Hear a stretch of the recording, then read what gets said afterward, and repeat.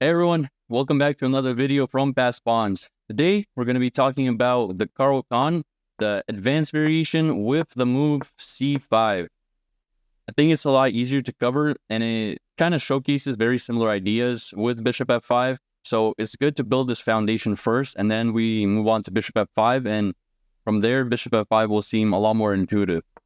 So we play c5 with the intention of breaking up the center. Now here white has like two main moves. The best move is by far pawn takes c5, after which we will discuss the moves that we play. Most popular move is by far c3, which is the move that we're going to start with. And then I'm just going to also mention a few of the minor lines that white can sometimes play that aren't nearly as good. Okay, so after c3, we play knight c6. Here, white can really only play knight f3. Alternatively, white sometimes plays bishop e3 if white is not experienced in this position, but that leads to very unbalanced positions and very, very pleasant positions for black after the move knight h6. The point of knight h6 is that you immediately jump your knight into f5 and threaten this bishop, and if white were to take our knight and we recapture with a g-pawn, we're able to slide our rook over and create kingside attacks if white were to castle kingside. And this bishop ends up getting pinned to the pawn, kind of, because it's really, really difficult to attack. So white ends up wasting a lot of moves to either secure the protection of the pawn or weakens this kingside pawn structure by moving this pawn. That's great. So now let's go over knight f3. Here, very simple stuff. We just take this pawn. White has to recapture with their own pawn. If they were to recapture with their knight, let's say, I mean, they lose a pawn, so that's great for us. And, I mean, why can I take back with the queen? Because I have blunders a queen. So, obviously, white takes with the pawn. We here play bishop g4.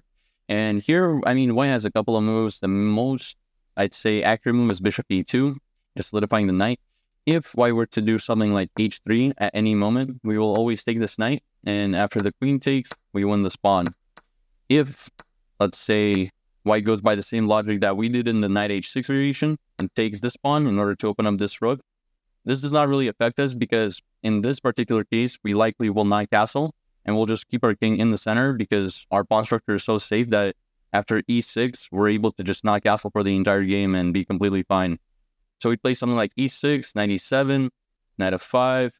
We might even fianchetto this bishop if we really want to. Just to make sure that this pawn is safe, and then there aren't really any inherent weaknesses in our pawn structure, even if that means that our bishop's going to be passive. But basically, either one of these variations does not really work for white and just bad. And then we'll have ideas like queen b6 and applying further pressure on this pawn. So any move like h3 is generally speaking good for us. Even if white were to play knight bd2 and then play h3, we would still take this knight because retreating is quite useless. So our whole plan is just to trade off this bishop eventually and then replace the squares it would cover with our light square pawns. So moves like e6, g6 potentially.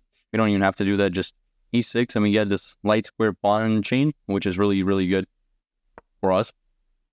So after bishop e2, we're going to play e6, and from here, the game just, there's not a lot of theory in this position. It's not very popular, but it's totally playable for black. And our main ideas here are very simple. We're going to play knight e7. We're going to play knight f5. We're going to attack this pawn. We're going to take this knight eventually. We're going to bring our bishop out to either e7 or b4, depending on the placement of white's knight. And we're going to play queen b6 at some point, trying to pressure this knight. Or this pawn. So let's see how that would play out real quick. So I'm going to play the top engine move here, which is castling. We're going to play knight e7. I'm going to wait just a little bit and play the top engine move, just to show you guys what this would look like. And this is already equal. By the way, I'm looking at the engine. This is plus 0.1. So completely equal position, totally playable. Here, the best move would be rook c1, rook c8. We're just taking this open c file. And this is something that you see a lot in the Grunfeld, actually, because we trade off our our c pawn in the Grunfeld. And the control of the c file is super important in the Grunfeld. Usually the side that controls the c file is the side with the advantage. So this move makes a lot of sense. It's nice to take the only open file in the game. And then after h3, we're going to obviously trade this knight off. We're going to play knight f5. And then we can just continue with queen b6 and various ideas of that sort. Our bishop can go to e7 in this variation since there's no targets from here if it were to go to b4. And then we're just going to castle. We can start a like h5, h4 ideas if you really want to. But primarily, we're going to poke at the pawn, and then if that doesn't work, we're just going to solidify and start this queenside minority attack. So that covers most of the, that covers most of the c3 variation. Is there anything really else I want to mention? I guess there's ideas like bishop b4 or bishop b5. Here, you don't really have to do anything. You just play the same way you normally would. Like, I would just play e6 and just solidify. Really nothing changes. Like, this knight is pinned. This bishop will eventually trade off for the knight. And in the case that it does, I would generally say that it would be best to take with the b pawn. So let's say just down the line, if white were to castle, you can play queen b6. And let's say this bishop takes. You would not want to recapture with the queen, even though it seems intuitive since we somehow or sometimes want to push these pawns. We would want to capture with the b pawn because it allows for c5, which, you know, again, disrupts white's center and allows for, like, good counterplay. So that'd be our main objective. It doesn't have to be this exact position. I'm just saying in general, with bishop b4, it's best to take with the b pawn if the knight is to get captured. That covers everything I wanted to show you guys for knight f3, or no, sorry, for pawn c3 and the knight f3. Just play knight c6, take this pawn, and you're going to be fine with just a very intuitive development. You're going to get a very solid position. Pretty equal game, and most of the time your opponents are just going to crumble under pressure.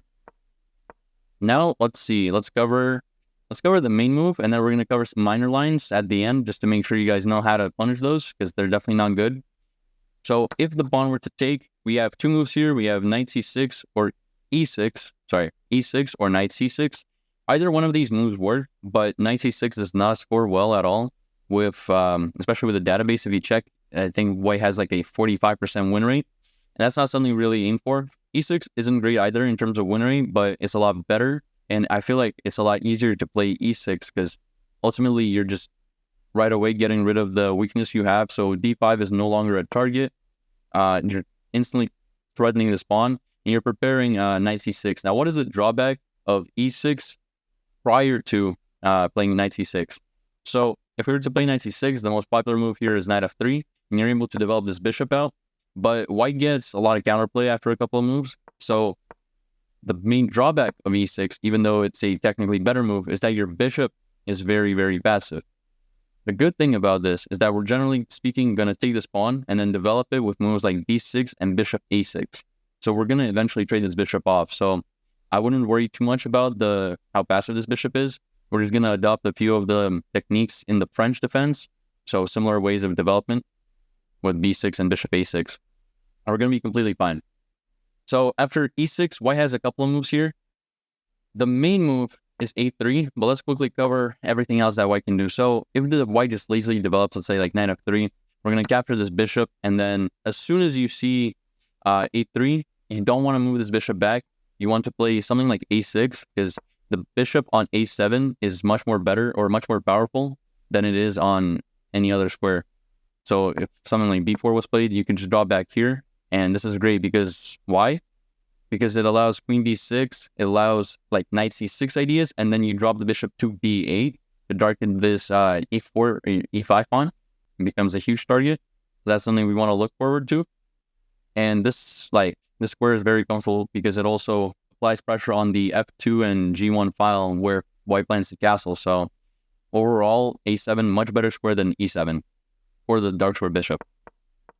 Now, if there's just regular development, we're going to play knight c6, and then we're going to have similar ideas to the c3 variation with knight e7, but instead of knight to f5, we're going to play knight g6 and target this e5 pawn.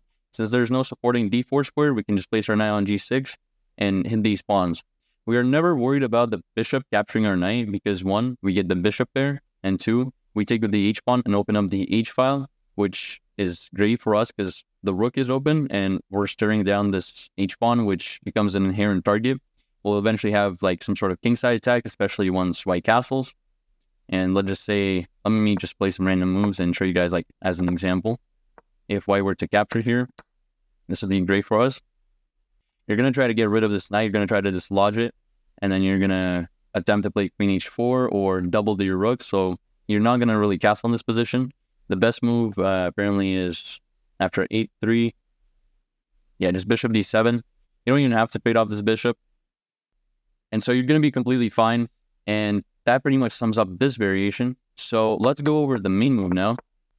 I should also mention here that white does not necessarily have to take our knight. It's not something that's going to happen in every single one of your games. White can just play rook e1 and be completely fine. Like, this position is rated... Oh, no, this position is completely equal. So we got everything we wanted out of the opening. If you play the Caro Kann, it's unlikely you're going for some sort of decisive attack right away. You're fighting for equality at the start, and then you're aiming to build up on a slow burning advantage that you're going to eventually capitalize on in the endgame. So this is completely... And this is like your dream position, basically, to get equal. Your position's super solid. You have a bunch of pieces attacking this vulnerable pawn. You can play queen c7. You can play b6 and develop through a6. You can also play just bishop d7. And eventually this bishop will get activated once this knight moves. But it also serves a purpose of preventing a pin on b5. So anything really works. You cannot really go wrong in this position. You just have to be smart, and you have to develop properly. And like, let's say you just castle, which is the top engine move. This is rated plus 0.1 for white, so completely equal position. I would really favor black here because the development is super simple, really easy to play. It's really easy to mess up and blunder in the spawn since it's really hard to protect it. You cannot play f4 because the king is pinned, and if you wanted to play like king h1 and then move this knight out, you're going to waste a lot of tempi. And so this knight is pretty much an isolated one, and it becomes very difficult to protect. But yeah, one last thing is after bishop e6, just play knight d7, and you're completely fine. You're targeting both of these pawns. This pawn, it's very difficult to protect. I mean, let's play the top engine move here. Yeah, bishop b4. The main move would be just knight e7, preparing g6, or preparing to jump into c6, which would be an arguably even better move. And this is a pretty common theme in the Caro Kann Advance, is when the b knight jumps to d7, and this knight goes from e7 to c6. And in order to attack all these squares at once. So that's ultimately your plan. This would definitely be the most accurate way to play, with knight e7 and rerouting to c6. And black is just fine here. Like, it's going to be a slow game, and black is a little cramped, but eventually you're going to capture one of these two pawns, and if you're lucky, you're going to capture both. And then you're just going to expand on the queen side with moves like a6, b5, a6, b5. You're going to develop this bishop to b7 or a6, or d7 if you really want to. It depends on the position, but most of the time it's going to go through either one of those two squares. You're going to bring your queen out to c7, maybe a5, and then you're just going to castle, and you're going to be completely fine. And this position isn't anything to be scared of. All right, now, last but not least, let's cover the main variation. So here, the best move based on theory, not based on the engine, is a3. And here I've prepared a very, very interesting novelty that has not been played anywhere, and that doesn't make it bad. I've analyzed it thoroughly. It results in equality 99% of the time. Most of the time, you can catch your opponent off guard and actually get a small advantage. And only if white plays like super, super accurately with like 10, 15 moves of theory with super precise development, white can get a like plus 0.5 advantage. So it's nothing to be worried about. The move here is a6, and it seems very weird, but the point of a6 is that you're preparing, it's like a prophylactic move. You're preparing a hiding square for the bishop. So if the bishop were to capture this pawn and b4 would be played, you would slide this bishop to a7, and you wouldn't have to worry about putting on something like b6, which is a very awkward square for the bishop. Now, what if b4 is played right away, right? And this is the funny part. Here you play a5, and black actually has a small advantage. So you do waste the tempo, but ultimately it's worth it because a6 was kind of like a baiting move, because b4 in this position is very bad because these pawns are going to get like breaking apart, and black is going to have a super active queen side, super active, no weaknesses, and we're going to be able to play a very active game from there. So obviously if white chooses to capture, you're great here. You can capture either pawn. I would recommend just taking this one, and then later on you can capture this one with either piece. This pawn is going to fall, so you're going to be very happy. However, most of the time you're just going to face c3, which is the best move. You're going to capture, and you're going to play b6. If white captures this pawn, you can take this b4 pawn with check, because the bishop is uncapturable as the rook hangs. So that's not going to happen. And after b6, white's only really good, like, solid move is just to develop. after which you're just going to trade off all of your pawns. And this position looks great for black. I mean, very, very easy development. You're just going to place moves like queen b6, knight c6, bishop a6. All depends on your liking. And you're not really worried about knight a4 after queen b6. Let me show you guys an example. Now, generally speaking, I wouldn't play queen b6 right away because of moves like queen c2, which, I mean, you're just dedicating your queen to a specific square that you're not really sure wants to be on. And then it opens up opportunities like rook b1. So, but let's say you were to play queen b6 and white were to play knight a4. And this is just an example of why knight a4 doesn't work. Because after bishop takes f2, well, this would be terrible, obviously. But if the king goes here, you have bishop a6 check. And I mean, white is just devastated in this position. Like, this is -6 already on the engine. Just because the king is so weak, you have like knight d7 and rook c8 type of moves that completely break open the king. So that's great. Now let's cover what would happen if white were to play the best move after a6. And the best move here is just simple development. Knight f3, you're going to play, or you're going to take this pawn, bishop d3, knight c6. And this is very reminiscent of the other positions we were covering. Very, very easy development here. Again, you're going to play knight e7 and knight g6. You could also alternatively play knight d7 here and aim for knight e7, knight c6. This is completely fine as well. It does not really matter much. As soon as you see b4, you can tell right away that it's not a very good move. You can just slide your bishop back and you're going to be completely fine. Here you also have prospects of queen b6 eventually. However, not right now because of bishop e3.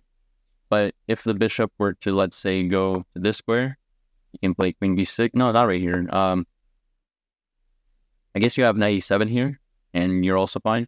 But if this bishop was to get traded off, queen b6 is a very powerful move. And then, again, you're going to develop your bishop through moves like d7. And I don't think you could really play b6 and bishop b7 here. I think that would be very passive. So probably you're eventually going to move this knight and then play bishop d7. But for now, this is fine. I mean, you're in the early stages of a middle game. You don't have to involve every single piece until just a little bit later. So this is actually minus 0.2 for black. So again, very playable position. I think this is super comfortable as black. Like, you don't have to worry about many attacks. And it's very, very intuitive play. And it's very reminiscent of what you're going to see in the bishop f5 variation, which we'll be covering in the next video on the Caro Kann. And these ideas are great because they build the foundation for bishop f5, as the plans and the sort of knight maneuvers are almost the same. And the main differences are just the developments of this bishop, really. So I believe that this covers everything I wanted to show you guys for the c5 variation. I really hope you guys enjoyed this video and found it useful. If you want to see the next videos, please consider liking, and thank you so much for watching. Goodbye.